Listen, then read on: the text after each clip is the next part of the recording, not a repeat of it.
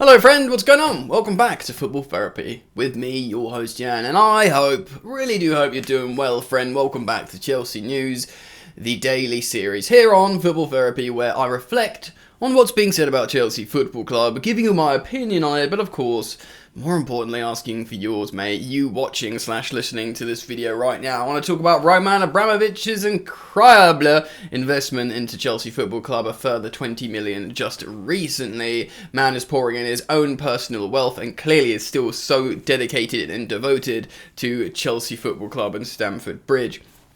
Transfer window is of course open and there's lots of noise going around Chelsea. Contract extensions, fullback potentialities, and Jules Kounde scored a lovely goal, still super desired by Chelsea Football Club. So, lots to get into. I hope you're comfortable and waiting and ready, I should say. Waiting, I suppose. Quick housework, please do drop a like. It means a lot. How many likes can we get? I don't know. You decide. Like the video now, please. And of course, you are all welcome to subscribe to this channel here. Everyone's welcome on Football Therapy.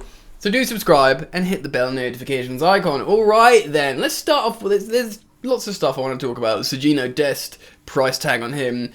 Chelsea going all out for Digne. Fullbacks, ruddy or wingbacks, everywhere, all over the gaff. And I do want to reflect on Jules Kounde. But let's start off with Roman Abramovich. An article published on The Athletic a couple of days ago by Dominic Fifield.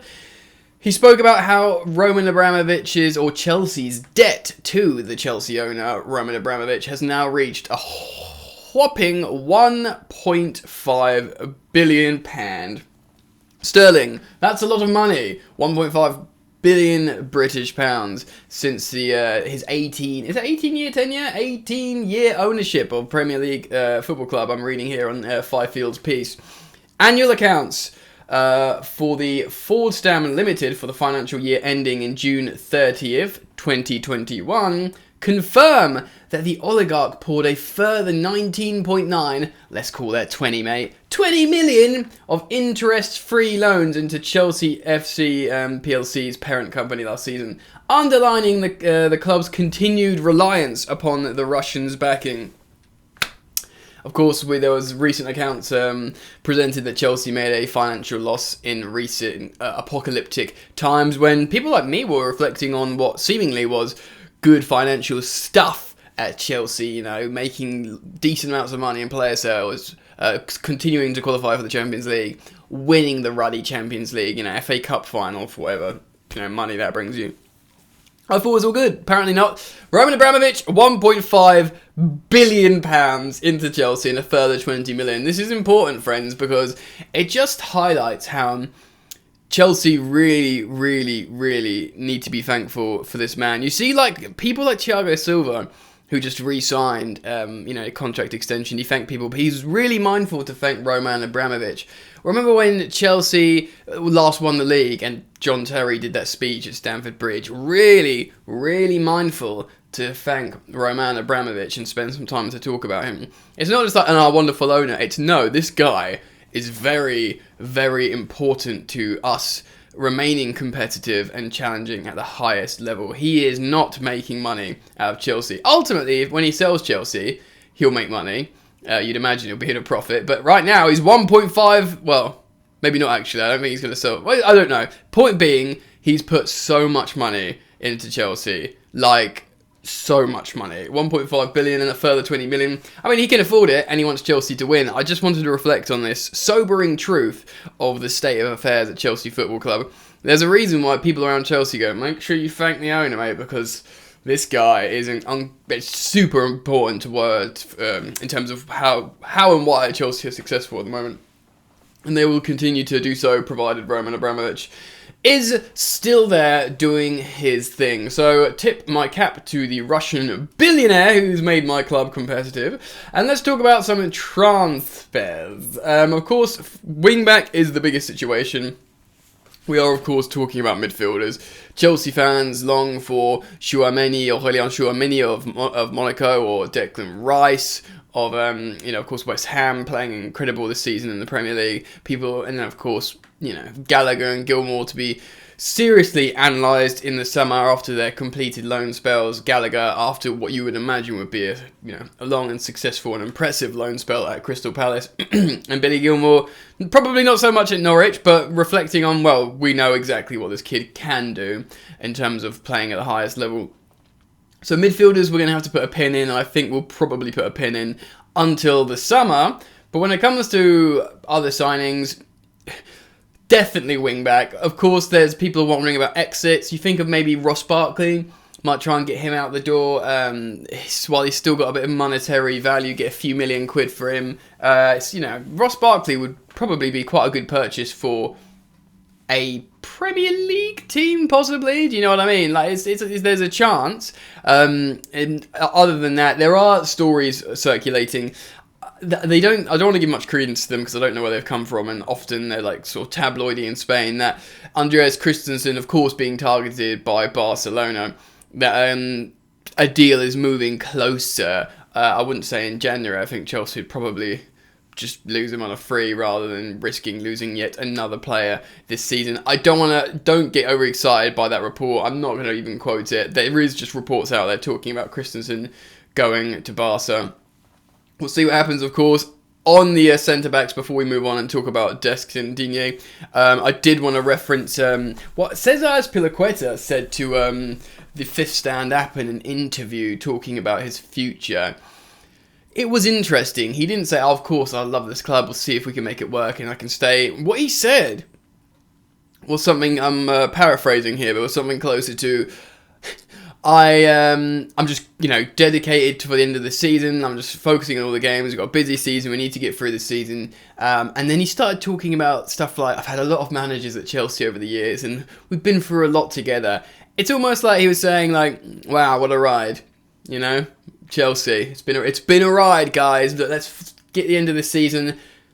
And then I'm thinking in my head, so you can say goodbye. Possibly, I don't know, but that's kind of like the feeling I was getting from it. Go read it yourself, his words. He didn't say that, I love Chelsea, let's see if we can make it work, we'll have a crack. It's literally like, no, we're focusing now, get to the end of the season, and wow, it's been a crazy ride, guys. So for me, in a way, I kind of feel like that might be the end of Cesar Azpilicueta.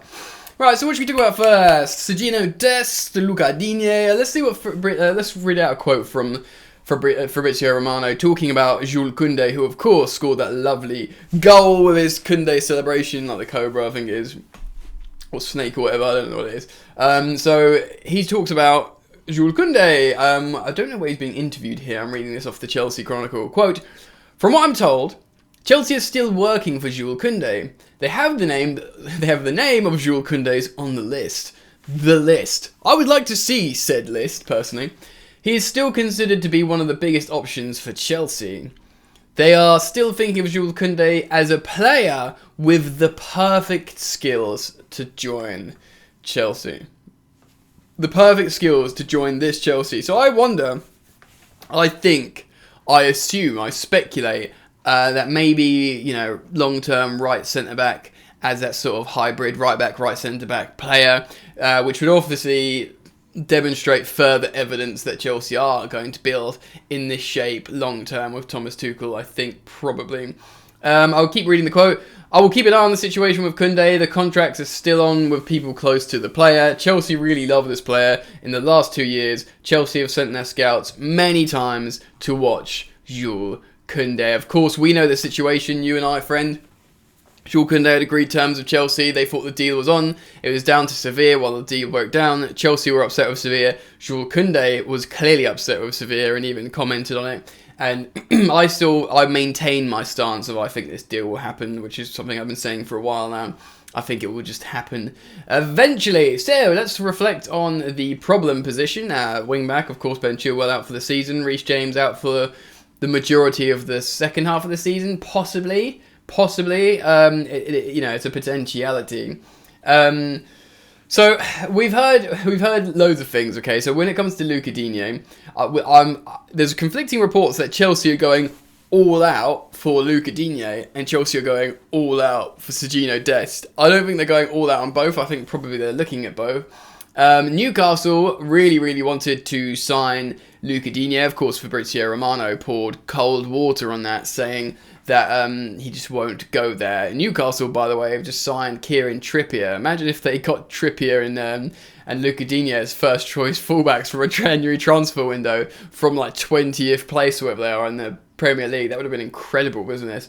£12 million for Trippier, by the way. I would have absolutely taken that at Chelsea, considering the situation we're in. So, he's not going to Newcastle. West Ham are also being linked heavily to Luca Digne, as well as Leicester City, which is interesting, because they've got James Justin to come back, and he looked like an excellent replacement for Ben Chilwell. Maybe they were concerned about his long-term injury situation. So, West Ham and Leicester, good level for Digne. Chelsea would be even better for him. We've spoke about in yesterday's video about Chelsea salaries and wage demands for Luca Digne, so if you haven't seen that video, I'd urge you to go check it out. His wage demands are reportedly the same of reportedly the amount that Lonzo gets paid, and he's 3 years younger and probably better in terms of a complete fullback. So personally, I'd be happy to pay him that. So that's the situation with Luca Digne. I think that would probably be Chelsea's preference if they could get a favourable deal, but they probably made the inquiry with Everton, hoping to get a loan with an option to buy and maybe not that high wages. And turns out, quite a few clubs want him and he wants high wages and stuff like that. We'll have to see what happens. And of course, there is a story of Chelsea going again, quite all out for Sergino Dest. Now, the situation with Barcelona is they've just signed Ferran Torres from Manchester City, but they can't register him yet because there's the salary cap in Spain, their sort of version of financial fair play. I was listening to Sid Lowe talk about this on Football Daily podcast, and he was explaining they have to do certain things. They have to get certain players off their books. They have to generate funds. There are certain ways they can balance it, and there's a few players they want to sell. He didn't actually mention Sergino Dest, but if that's an option for him to go, and Chelsea are willing to pay some money for him, Barcelona aren't in the position at the moment to turn down, player sale offerings. I think, didn't Coutinho go to Villa on a free or something? It's just to get his wages off the books. According to a report from Sport, I'm citing this from the Hard Tackle, Chelsea are ready to go all out, here we go again, to secure the signing of Sergino Dest from Barcelona in an ongoing transfer window. However, they might have to shell out a fee of €20 million to sign the fullback. €20 million is about £16 million, 1/6, for a versatile young, USA and Netherlands international, plays for the USA. Can play on both sides. Famously, why he's being so heavily linked to Chelsea, because he could be a left wing-back cover, right wing-back cover hybrid, which seems appropriate. You add up that he's a young player, that you'd back him to get better and develop, and then you look at the price tag of £16 million. Not too bad. Let's read on a little bit. Given Barcelona's financial problems, they are very much open to parting ways with the US men's national team star, here we go, who is not seen as an integral part of the first team setup by manager Xavi. Interesting. And there has been no shortage of interest in Dest either. Rhymes? With the likes of Bayern Munich interested. If Bayern are interested, he's probably a good player with a good psychological profile. And Atletico Madrid wanting to sign him up in January. Of course, you'd think Barcelona and Xavi would be reluctant to sell to Atletico, more inclined to sell to Bayern Munich, or indeed Chelsea, out of league essentially. However, it seems Chelsea are set to ramp up their pursuit of the former Ajax starlet, came from Ajax, the young, because he's half Dutch, isn't he? In the coming days, the Blues are on the lookout for a new fullback after the season-ending knee injury of Ben Chilwell. Furthermore, right-back James has also recently picked up a hamstring injury, and he could be sidelined as well. So that's where we're at the moment. We can't rely long-term on Cesar Azpilicueta and Marcos Alonso as wing-backs, and even Cesar Azpilicueta is he plays quite well there, to be honest. At the moment, he's probably our best right wing-back, and that's no disrespect to Pulisic or Hudson-Odoi, who's played there. At least Cesar Azpilicueta is intelligent with his positioning, and he makes good crosses in from that sort of wide right flank. Do you know what I mean? We need to do something, at least one player, and Sergino Dest offers a great opportunity if indeed we are to believe this £16 million price tag.